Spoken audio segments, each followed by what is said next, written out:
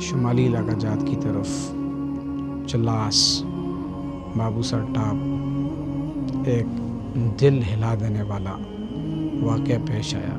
ایک پورا قافلہ، ایک بس، وہ ایک سیلابی نالے میں بہہ گئی اور اموات بھی ہوئیں، اور کہا یہ جاتا ہے کہ ایک بادل کے پھٹنے سے وہ سیلابی نالہ آیا اور یہ واقعہ پیش آیا۔ تو اس جانب توجہ دلائی گئی، چند معروضات پیش کرتا ہوں۔ بسم اللہ الرحمن الرحیم۔ السلام علیکم ورحمۃ اللہ وبرکاتہ۔ کیسے ہیں آپ سب؟ امید ہے آپ خیریت سے ہیں۔ شمالی علاقہ جات کی طرف چلاس بابو سر ٹاپ ایک دل ہلا دینے والا واقعہ پیش آیا۔ ایک پورا قافلہ، ایک بس، وہ ایک سیلابی نالے میں بہہ گئی اور اموات بھی ہوئیں، اور کہا یہ جاتا ہے کہ ایک بادل کے پھٹنے سے وہ سیلابی نالہ آیا اور یہ واقعہ پیش آیا۔ تو اس جانب توجہ دلائی گئی، چند معروضات پیش کرتا ہوں۔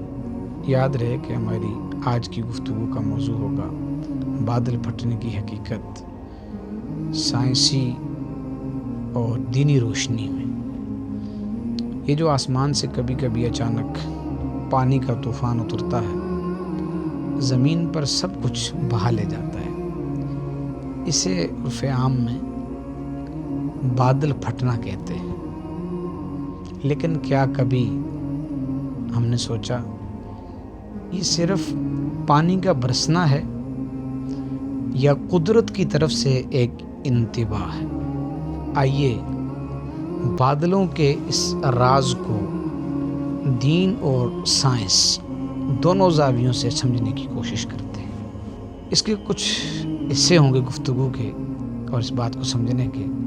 پہلا حصہ وہ ہے بادل پھٹنے کا سادہ مفہوم۔ بادل پھٹنا اس لمحے کو کہتے ہیں جب چند منٹوں کے اندر ایک علاقے میں انتہائی زیادہ بارش گرتی ہے، ایسی بارش جو گھنٹوں میں نہیں چند لمحوں میں سب کچھ بدل دیتی ہے۔ درخت، گاڑیاں، مکان، سڑکیں سب بہہ جاتے ہیں اور انسان بے بس ہو کر صرف تکتا رہ جاتا ہے۔ آج کی گفتگو کا دوسرا حصہ سائنسی حقیقت اس کی۔ ماہرین کے مطابق جب زمین سے نمی بخارات کی شکل میں اڑ کر آسمان پر جاتی ہے اور اچانک ٹھنڈی ہواؤں سے ٹکرا کر دباؤ میں آ جاتی ہے تو بادلوں میں اتنا پانی جمع ہو جاتا ہے کہ وہ اسے سنبھال نہیں پاتے اور ایک ہی جگہ پر یکدم گر جاتا ہے۔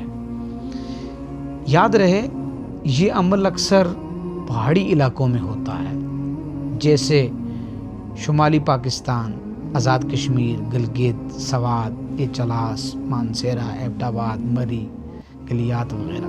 یہ واقعات اب زیادہ ہو رہے ہیں کیونکہ ہم زمین کے قدرتی نظام کو بگاڑ چکے ہیں۔ درخت کاٹ کر، نالے بند کر کے ہم نے خود اپنا دشمن پیدا کیا ہے۔ تیسرا حصہ جو ہماری گفتگو کا بھی ہے وہ دینی نقطہ نظر۔ اللہ تعالیٰ قرآن میں فرماتا ہے، اور وہی ہے جو ہواؤں کو اپنی رحمت کے آگے خوشخبری کے طور پر بھیجتا ہے، پھر ہم آسمان سے پاک پانی نازل کرتے ہیں۔ یہ سورۃ الفرقان ہے، آیت نمبر 48 سے۔ بارش اللہ کی رحمت بھی ہو سکتی ہے، اور اگر ہم نافرمان ہو جائیں تو یہی پانی تنبیہ یا عذاب بن جاتا ہے۔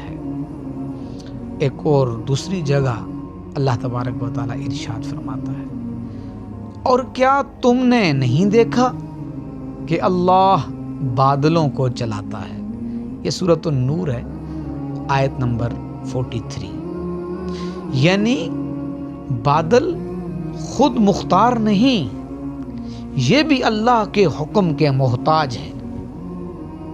اور ہماری اس گفتگو کا چوتھا حصہ، چوتھا پوائنٹ، کیا یہ عذاب ہے؟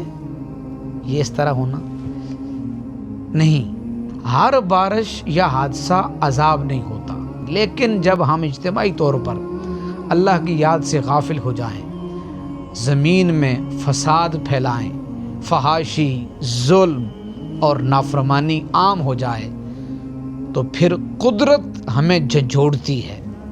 یہ بادل پھٹنا صرف بارش نہیں، ایک پیغام ہوتا ہے کہ اے انسان رک جا، سنبھل جا، واپس لوٹ آ۔ ہماری گفتگو کا پانچواں حصہ، پانچواں پوائنٹ، ہم کیا کریں اس موقع پر؟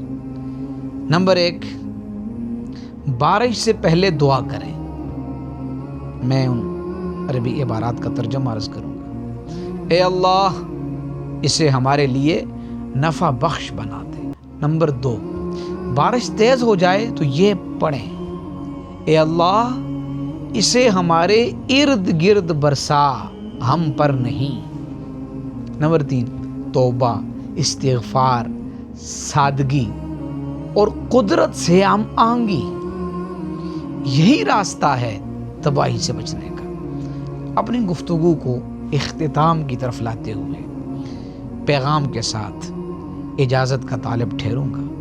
اگر ہم نے قدرتی نظام کے ساتھ کھیلنا بند نہ کیا تو بادلوں کے یہ زخم پانی کی صورت میں نہیں، انسانیت کے آنسو بن جائیں گے۔ بادل جب پھٹتے ہیں تو صرف پانی نہیں گرتا، بلکہ زمین پر ہمارے اعمال کا عکس بھی برستا ہے۔